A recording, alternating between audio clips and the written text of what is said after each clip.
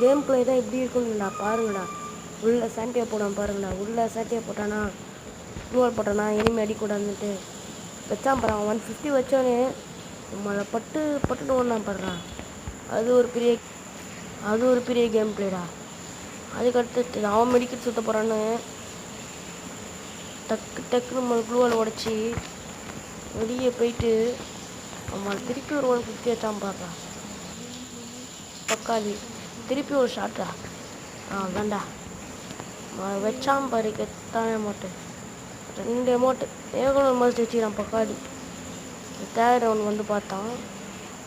Third round இன்னும் சரிப்பேட்டாங்கன்னு நினைக்கிறேன். Third round வந்தான் ஐத்தி பூச்சி. தேர்ட் ரவுண்ட் இதுக்கு எம்டன் எடுத்தான் தெரியல. பார்ப்போம். இதுதான் தான்